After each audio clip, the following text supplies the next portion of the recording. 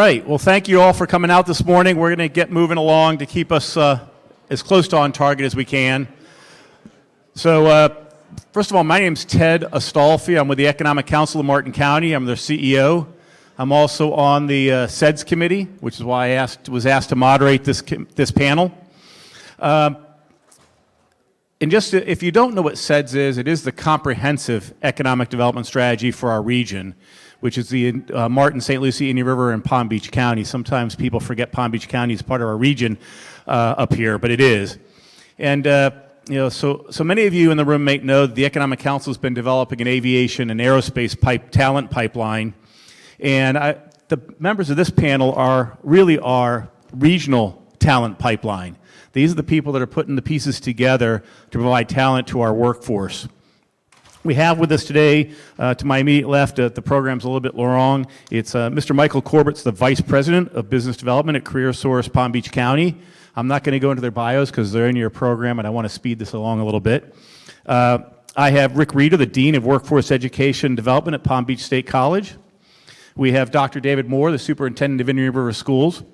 And we have Angela Hoffman with the Stewart Martin County Chamber of Commerce with us today. And they're going to each talk about how their programs and what they do fit into building a talent pipeline for our community. So I want to have this kind of a conversation. There's some mics around, but I want to start off by asking Mike Corbett here for a quick overview of CareerSource and kind of where does CareerSource as a statewide organization and with local regional offices fit into this talent pipeline concept? Good morning, everyone. Michael Corbett here. It's good to see everybody. It's glad to be back out in the community. We're a workforce board that's funded primarily by the U.S. Department of Labor, so it's federal dollars. We're measured by putting people in jobs. So much of our job is to work with small businesses, actually as an HR generalist, to help them with job description, sourcing candidates, salary ranges, things like that. As David said earlier, we spent well over $4 million last year in training grants, scholarships, things to put people into careers that are hopefully lifelong, and that's a very big part of our job. We love to do job fairs, whether it's virtual or in person. We use the college's facilities across Palm Beach County. I work with Rick on those job fairs all the time. The other thing that I spend a lot of time doing is working with Gary and Kelly and the BDB of Palm Beach. We are recruiting a lot of companies into Palm Beach County, and many of those folks are looking for assistance in trying to get people interested in the jobs that they have. And that's really fun because Palm Beach County is a pretty easy place to sell, probably as your communities are, but now the job seekers are tough to find for them. Thank you. I want to go to Dean Reeder with this. The state college system. You've heard about CareerSource being kind of in the business of job placement, but the state college system is really our primary training provider in the state of Florida. So we've got Dean Reeder here to talk about how the college system kind of fits in that pipeline with both, not just bachelor's degrees and AS degrees, but also certificates, which we heard this morning are a big issue. So, Dean? Good morning. First off, it's great to be a Navy veteran and arrive early because, when you're coming from Delray and you're not, traffic. If you get here really early and you're a veteran, you get a wonderful parking spot here. So I would like to thank the person whoever put that sign up there. I'm Rick Reeder. I'm the Dean of Workforce College-wide for Palm Beach State.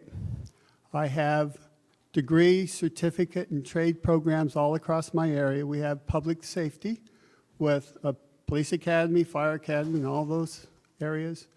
We have all the trades. 20 years ago, the school district of Palm Beach came to the college and turned all of their trades over. So we do welding, HVAC, electrician. I have a master's license in air conditioning, a journeyman's license in air conditioning, and 10 trades. Don't let the suit fool you. I'm a blue-collar guy who happens to have some degrees, and in spite of my best efforts, I'm a dean. I am all about economic development. My part of the college means I deeply embed myself and my colleagues into business because we are here to serve business. That's our world. We are not successful. Our most important data we follow, we have a state report called FEPPIP. We can check on our completers 1 year after completion, and we have tax roll data that proves that 95+% of our graduates from our trade programs are still working in those companies in the trade. That's one measurement of how we know how we're treating business. Are we delivering the skilled workers that they need?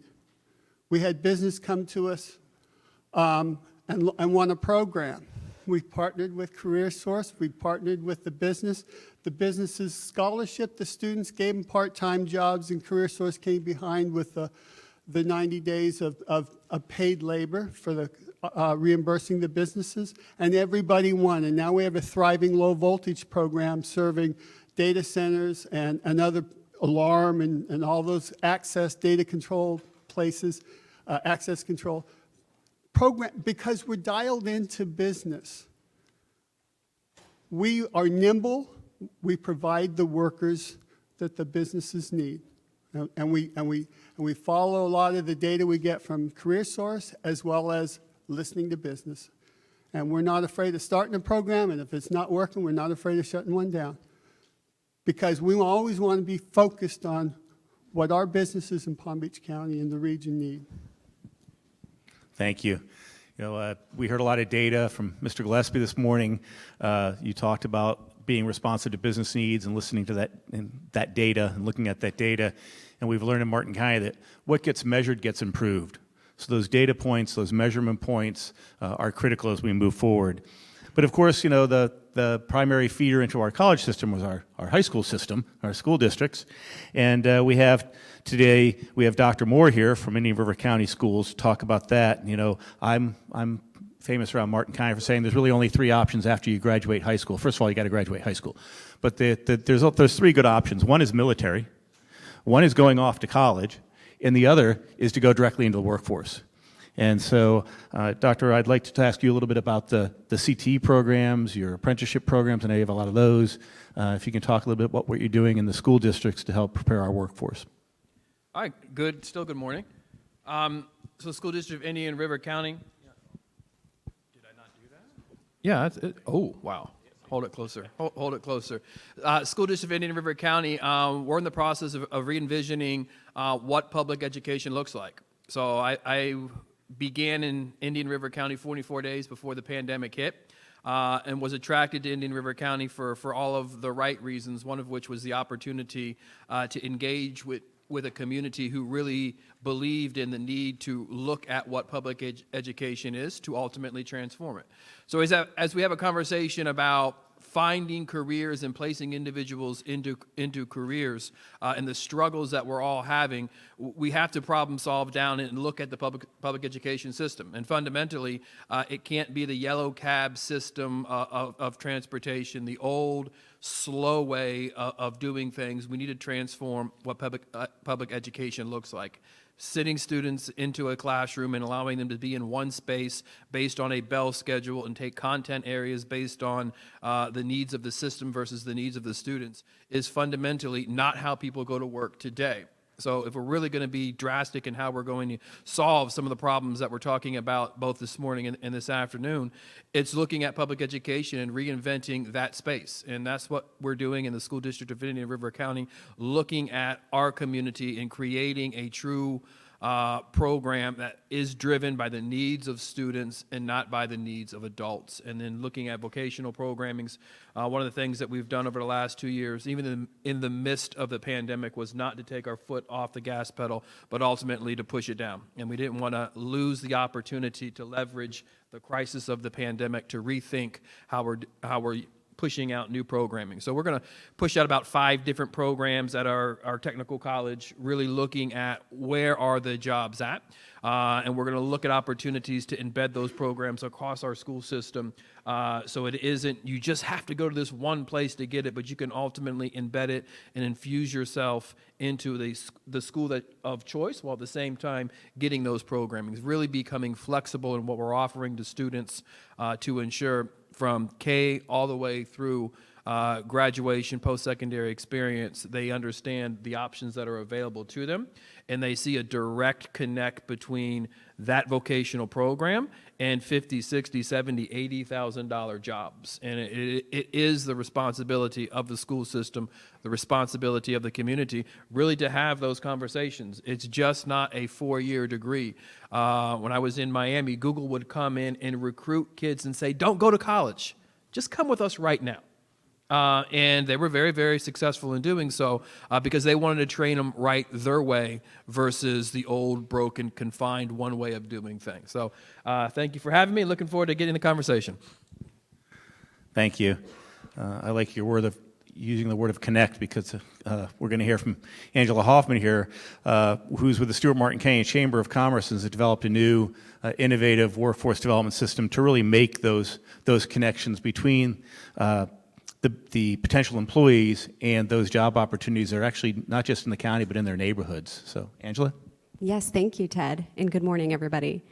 Career Connect Martin is a partnership with the Board of County Commissioners and the Council of Chambers here in Martin County. We're blessed with 5 chambers here in Martin County, and who best to really help businesses than Chambers of Commerce, who do that every single day with marketing, continuing education, policy development, and advocacy. So we looked at our chamber members and said, what can we do to help them? They need bodies right now, and not just any body, but quality bodies. So Career Connect Martin is a program that is helping small businesses in Martin County hire, train, and retain employees. And they're helping the employees overcome very personal, individualized barriers to employment. Underemployed and underemployed Martin County residents that have very unique barriers and need support. And not just the barriers that we talk about all the time, transportation, childcare, access to education, capital for education, but barriers like they've been a stay-at-home mom for the past 10 years or a stay-at-home dad for the past 10 years, and they're trying to come back into the job market. Or someone that's been in a line of work and is underemployed, and we know we're suffering the gas prices and inflation here. We all are feeling that pain, but certainly the ones that are underemployed that are thinking, hey, if I learn a new skill, or change directions in employment, and find a new career lattice, I'm going to have a secure future for my family. But how do they do that? How do they take the first step? And the first step is really that joining Career Connect Martin and the localized approach that we take. So we have 4 service lines through Career Connect Martin. We do industry tours right in the community that the individual lives in. Neighborhood hiring events, so really focusing on 1 or 2 businesses in a community, walkable distance to a neighborhood, an underserved neighborhood, and we bring the companies out into their community centers or their boys and girls clubs, wherever those neighbors culminate every day. Maybe that's their food bank, a food pantry, and we have a hiring event right there for them in their neighborhood. Again, eliminating that barrier of transportation in how they find work. And really that connection and knowing what is there for them in their community for work, high-paying jobs. We help with scholarship assistance. So we know there's amazing scholarships out there in our community colleges. The Community Foundation has a number of scholarships. But what if you don't have access to a computer or high-speed internet to get online and apply for those scholarships? What if you don't have a support system, somebody telling you, you do have the skills, you do have the skill set and the will set to obtain these scholarships? They need that coach, that assistance, and we help them get those scholarships for continued learning. And then the cornerstone of what we're doing is trial employment opportunities. And that's an earn and learn opportunity for them to get soft skills education, soft skills training. We do things like conflict resolution, communication between your employer, your boss, your customers. How do you interact with your coworkers? Being trustworthy, being on time, what your professional brand is. These are soft skills that employers in Martin County are saying that their employees don't have when they show up on the job. So through Career Connect Martin, we spend over 5.5 hours of one-on-one coaching with these individuals. Then they go in for their trial employment with a local business, and they get 120 hours of on-the-job training and support with that company. We can't train someone ourselves to work at Shearwater Boats or to work at CIS Security. Who's best to train their employees are companies right here in Martin County. So we help them build out and develop their training programs that are specific to their company, and then we give them that opportunity, mitigate their risks in terms of hiring and training by paying those costs up front. There's really no eligibility requirements to be a part of our program, just a high school diploma and being a Martin County resident. So new innovative ideas on how to put people together. So it was interesting listening this morning to Dr. Moore talk and also Mr. Gillespie about this new idea that workers are working remotely. But when I talk to people, I was at the Treasure Coast Builders Association yesterday. Hard to get those Treasure Coast Builders Association people to hire people remotely.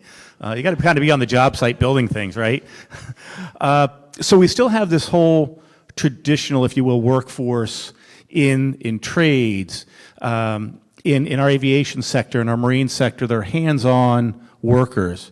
And I know we don't have them up here today, but we have a lot of other, we have one, the Chamber of Commerce is a not-for-profit. We have other not-for-profits out in the community also, and that are doing some of that. So collaborations are important, and meeting the needs of our existing workforce is important. So I want to just focus on that first, and then maybe we can get into the where we're going in the future with the hybrid workers, the remote workers, the gig economy. But first, I just want to talk a little bit more, maybe a little more in depth. Michael, if I can start with you again, what you're seeing in the demand, the ongoing demand for those traditional employees with those on-the-job skills and where you actually have to go to the job. Well, it depends on the industry. I mean, the ones you mentioned, obviously, they can't work remotely. I was at a prominent hotel yesterday in West Palm Beach for an event, and the general manager, I was catching up with him, and he said, I was interviewing a manager for the front desk. He wanted to work remotely. He said, I can't allow that. He said, you have to interface with these clients and customers when they come in. And he was trying to negotiate. He wanted to work remotely, so he had to drop that candidate, obviously. But it is a challenge. People are used to working away from the office, but I think most employers want people to come back to work at least a couple of days a week. The real problem is what you're talking about is soft skills with the younger employees that are coming into the workforce. They haven't been in school. They haven't worked on projects together. They don't know how to work as a team, and the employers are really struggling with that. So we're spending a lot of time trying to get these people to understand you have to dress appropriately, you have to show up on time, you have to be accountable for what you're doing. So I applaud you for doing that. But it is an issue, but I think we're starting to see a shift back to people coming into the office. We never left. So.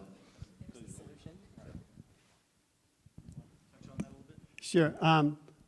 We have programs in labs that didn't shut down. It's real hard to teach somebody well. We do have world-class welding virtual reality machines, but you still got to come into the college to use it. You're not going to use it remotely. But the best way to learn welding is to understand what a good weld looks like, understand the tactile skills that are involved, and then go in a booth and weld. We got a request from Rybovich, a super yacht refit facility. They had some welders that needed help with an international certification from Lloyd's Register. We took their 8 welders. We used our own faculty, and we got them to do the special MIG weld for 3/4 inch aluminum, and they went back and earned their certification from Lloyd's Register. You can't do that remotely. You got to have people who know what they're doing and be able to deliver both theoretical learning in the classroom. All of our classrooms are tied to a lab. That classroom is in that lab, and we have all the digital stuff in the classroom. And then I occasionally teach a class for HVAC, and I say, now let me come show you something. Because the only way you can get people to clearly understand and have the KSAs, knowledge, skills, and abilities, to be that skilled worker is take them in the lab, demonstrate it, and say, okay, I'm going to watch you do it. Then they get it. And so you got to be nimble. You got to teach in reality. You have to be able to evaluate remote simulation and understand where it falls short and then deliver the rest in the lab. A lot of things have to be done. We have a strong automotive and diesel program, diesel for marine and diesel semi-trucks. We're sending them out to Mercedes and Audi and BMW, to line mechanics and dealerships who are really well off financially. You don't learn that remotely. So it's our reality, and we're happy to be in that reality. We know how to socially distance. We know how to protect each other. And everybody wants what we have so badly. We have students that wait a year to get in our programs because we're maxed out in some of those trades. So if Indian River wants to start any trade program, I will come here personally and help you do it. I'll help. We're partners. We're colleagues. We're not competition. We're here to serve the regional economic development. So whatever we can share, we're happy to. Thank you for that. I saw Alex nodding his head. He's going to call you. So for the public school system, from an adult standpoint or employee standpoint, a lot of individuals have multiple opportunities where they're not confined to a desk. So in the finance area, we've lost a few people because other systems actually in other states will say, hey, stay at home. You can work from home. No need to be part of the union and just function from there. Same thing on the IT side. So that just reinforces the fact we need to look at things differently in terms of how we're staffing, running, and operating our schools. From the student standpoint, we more than tripled our virtual school last year. And that was a transition that grew extremely quick as we began to open up the school because of the Delta variant. So as we're going into next school year and children and families are making their selections, we're seeing a trend back to the typical school experience. And that is a good sign. So every school system, regardless of where you live now, has been dealing with students who were in one environment, whether it be a virtual environment or as a result of the pandemic, transitioning back in. Some of those soft skills that you mentioned, some of the social emotional areas around really just functioning with other children and learning those skills, that's part of a responsibility of a school system to have those scenarios available to learn those skills. And it's been a struggle for students who really have the anxiety of returning to those environments. So we're seeing the trend go back into that typical school experience space and really doing everything on our side to reimagine what that space actually looks like. Okay. I have that fear of that hot mic thing where you don't know it's on and it's really on, the ESPN reporters. So from the employer side, with Career Connect Martin, we're really helping the employers reimagine flexibility, right? So when we talk about hybrid work or work from home atmospheres, remote work, really for me what that is flexibility. And so not on the job, there's HVAC or welding, they have to be there, right? When you're a welder, you have to be on site welding.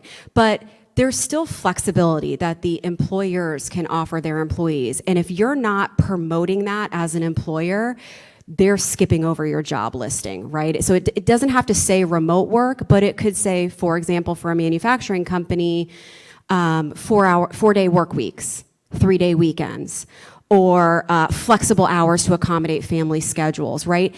It's really innovation in and flexibility in how we attract this generation of employees that are looking, because it's buyer's choice, it's employees' choice, right? So the onus for me is on the employers to set themselves apart, their companies apart, on how they are flexible for this generation of workforce. And through Career Connect Martin, we are really challenging them to reimagine how they position their company and how they market their company, why it's such a great place to work. So whether it's remote or shorter work weeks or flexible schedules, whatever it is, a snack bar where you can take a break and check in on your kid's school, whatever that is, the employers have to be the ones to design it and sell it to this market of employees.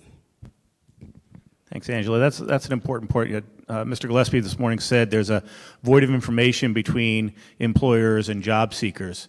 And I think that's part of what you're trying to fill with your program, Angela, is part of this is educating the employers as to what they need to do in this new economy to find, retain, and improve their workforce. And I want to talk a little bit about that new. So we talked about a little bit about what it takes to keep our traditional industries, right? But as you heard this morning, Dr. Moore talking about this move towards innovation, technology, more online businesses. We hear a lot about the gig community and these temporary workers.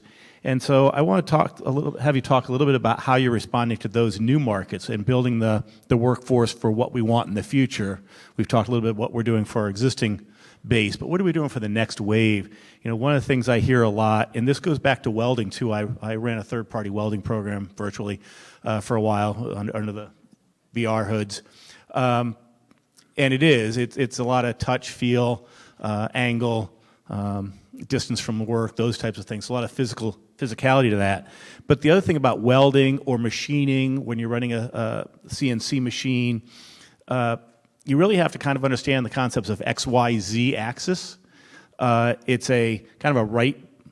I have to get this right because I remember this. That artists aren't in their right mind, so they're left brain. So you got to use that left brain. That's how I remember left brain, right brain. But they have to use that left side of their brain to be able to visualize what they're doing and see things kind of in space. And so some of those techniques, not only in the physical side, but also in the virtual realm of work, I think are important. It teaches that critical thinking. It gets you using that other side of your brain. So if you can touch on each of you, as you feel free, on how we're dealing with that workforce development for those types of economies, for those future careers in technology that we want. Anybody can start. Well, I'll give you an example of our machining program. We have the second NIMS accredited CNC machining lab in the state of Florida for any college. Our students are in the state of Florida. You can have two kinds of programs, and our first one that we went out the door with is a non-credit. So if you have a GED, or if you are self-funded for your school, you don't even need that. You can be a machinist.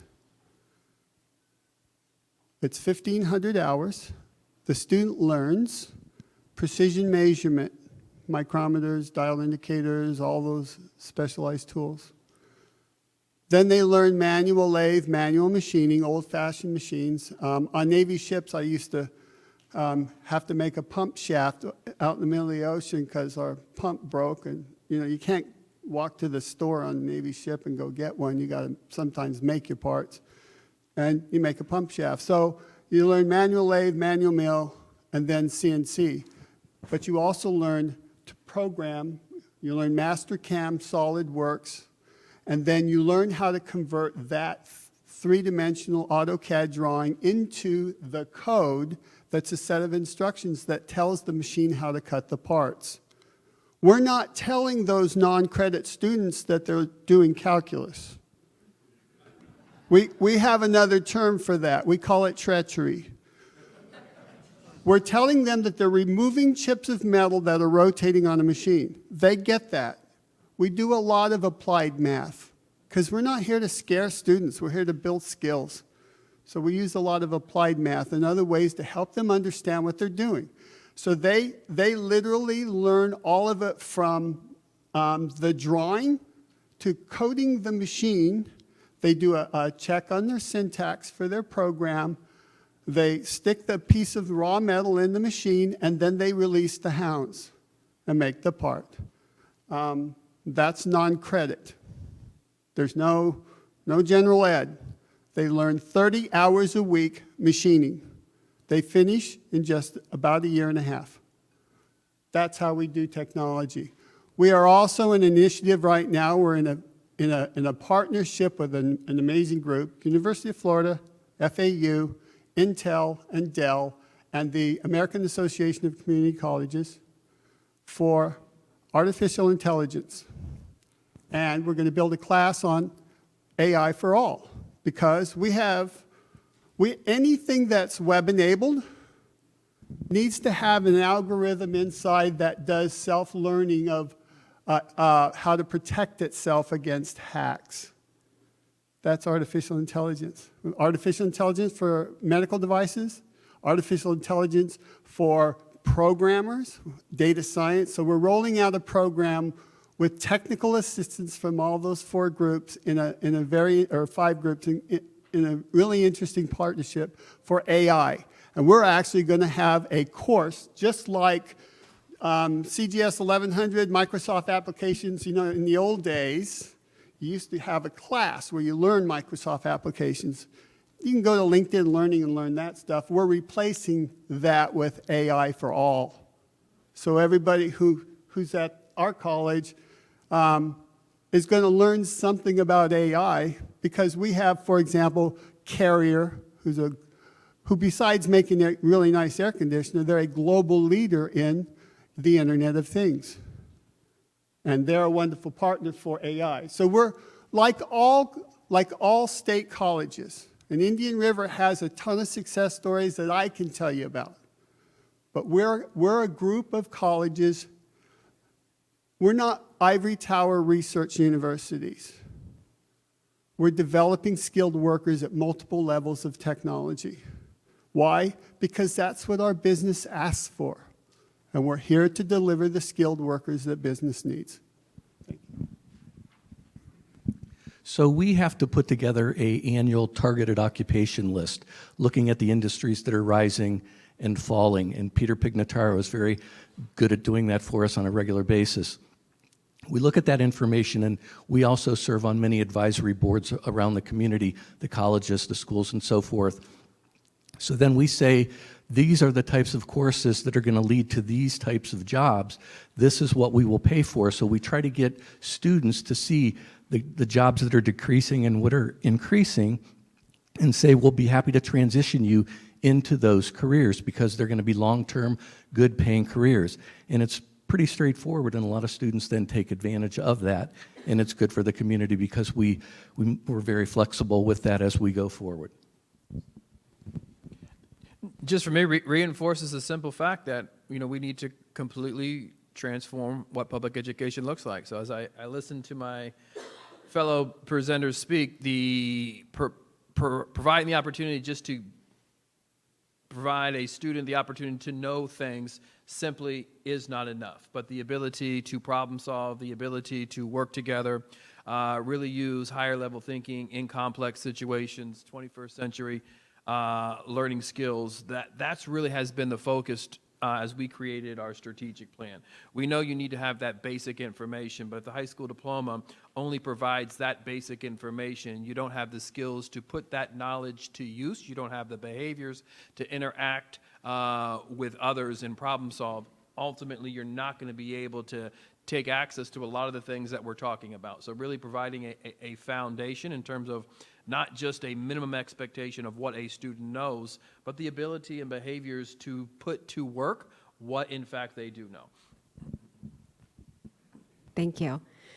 The final thought, I guess, is the easiest thought, in that we're taking the underemployed dishwasher who has to drive 5 or 7 miles to work, who loves tinkering with computers or is coding at home, and we're connecting them to information technology, a business right here in Martin County that is taking a shot and will upskill and train them. It's entry-level positions. We're just mitigating the risk for the job seeker, whatever barriers they have, helping them remove those barriers so that they can take that chance and get out of that underemployed position that they've kind of been stuck in because they have to make ends meet, and giving them an opportunity to try something new in technology. So it's pretty simple. Simple to say. So I think that, you know, one of the things I watched a webinar on workforce last year sometime, and there were a couple of things that really hit me. One was the idea of focus on reskilling. Right, reskilling and upskilling. We have a lot of people that left the workforce during the COVID pandemic that are now coming back but looking for a different career, right? Once they left, they saw the opportunity to maybe do something different, maybe with a little higher wage earning opportunity. But that's going to take training, right, and education. They learned about the importance of financial resiliency, right? I think we heard once you're out of a job for 6 months, you have a much higher risk of falling into poverty. So financial resiliency is a critical issue. And then, as Angela started to touch on, the idea of rethinking your company's culture, the need to appreciate your employees. They will often stay with your company because they like the culture of your company and not leave just for the extra 25 cents an hour because they really appreciate being appreciated, so to speak. And to that point, I think there's an issue of how we do training, right? And we talked a little bit about it, that we're whether it's for a technology business or whether it's for an on-the-job type of employment opportunity. But the other thing is, what I'm finding is more and more people are using technology to learn. And they're learning literally on the job, right? So everybody's got a cell phone. And a lot of companies will take cell phones away from employees, not let them use their technology during work because they think they're playing games. But the reality is they're Googling a solution. They're going to a YouTube video to find out how to do things. So I don't know if you're doing any of this yet. I've challenged Alex with coming up with an app for me. I had the Treasure Coast Builders Association gave me a English-Spanish conversion dictionary specifically for the construction trades, and it's nice. It fits in your pocket up here. But what we really need is an app that does that, right? And for the different industry sectors. So moving those types of basic technologies from a printed manual into an app. But I find that more and more companies are needing to do kind of in-workflow training. So when somebody has a problem, they don't need to wait till the end of the shift or wait till the next team meeting. They need that help immediately on the job. And how they're getting that. It's a curiosity of mine right now is if you're seeing that, if you're having to deal with that and with your own workforce, or with companies looking for that type of training and technology use. Anybody? I don't think there's any shortage of training applications for any industry at this point in time. It's what the company is willing to invest in their employees to better them, to get them to the level they need. So that's what I see.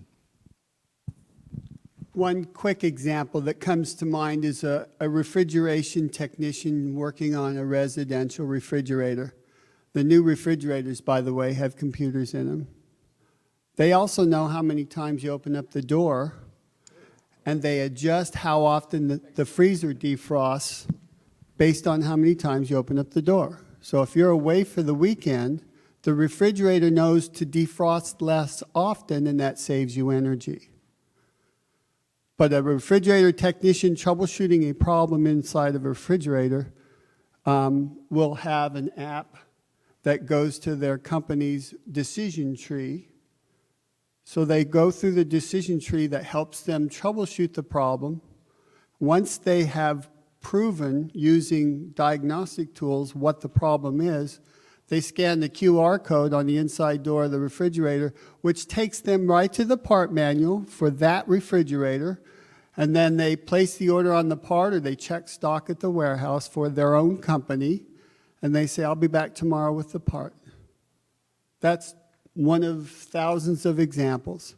Air conditioning technicians out in the field have a pressure temperature chart. They used to carry a wax cardboard in their shirt pocket, which has, when the air conditioner has this much pressure, it means it's the condensing temperature is this temperature. They don't. It's an app. It's an app. So there's a lot of technology in use.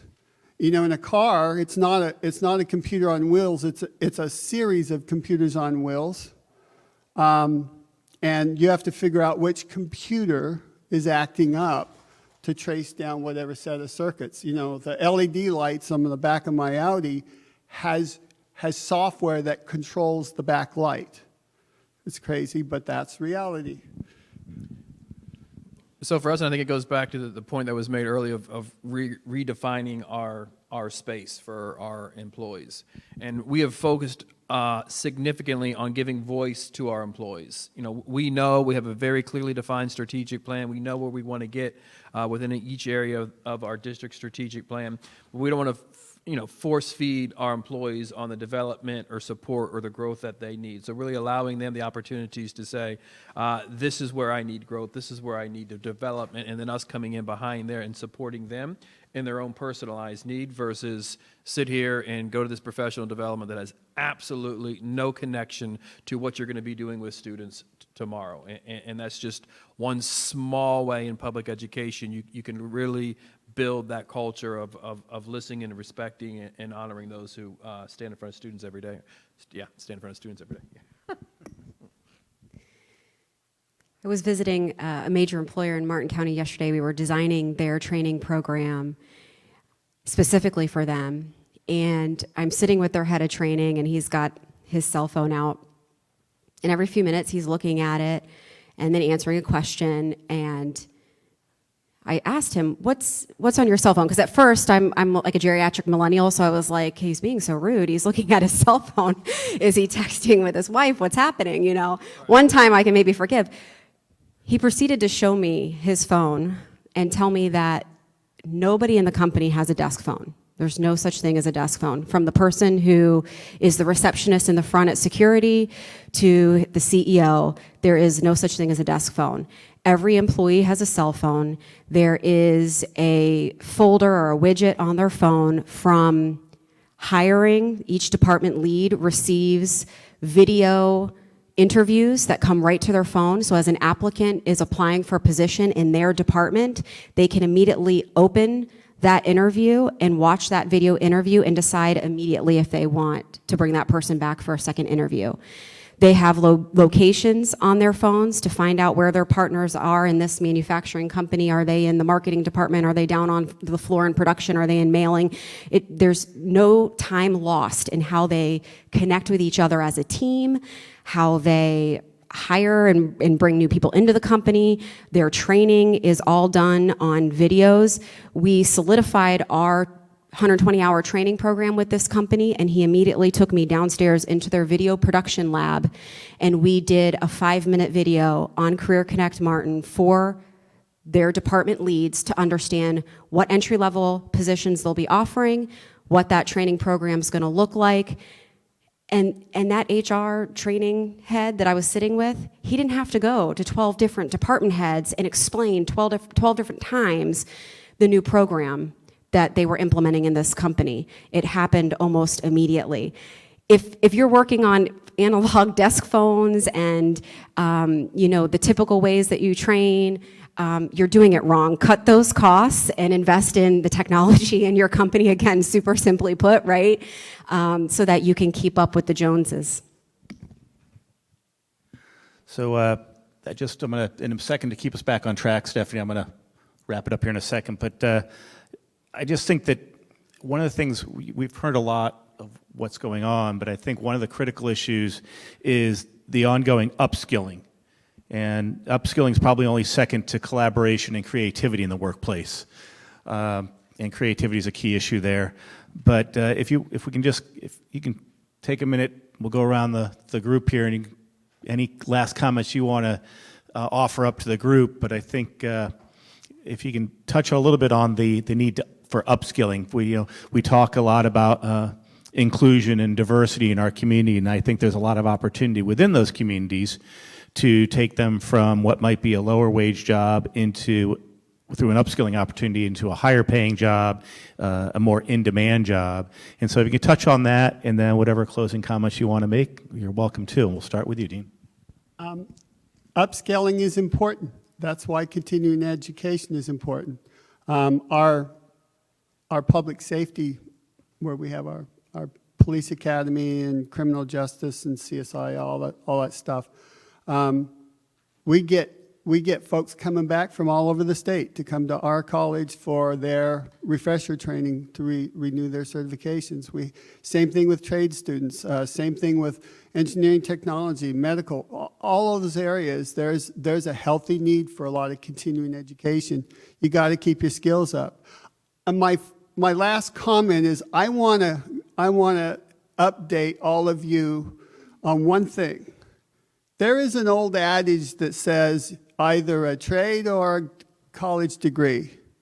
And my answer is both.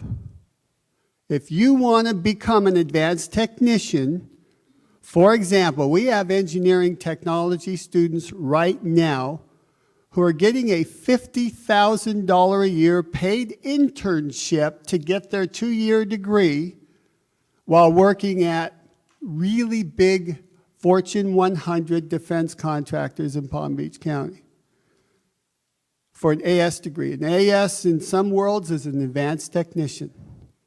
If you want to become an entry-level technician, start out with a non-degree, non-credit trade program, develop your skills, and then move up the food chain.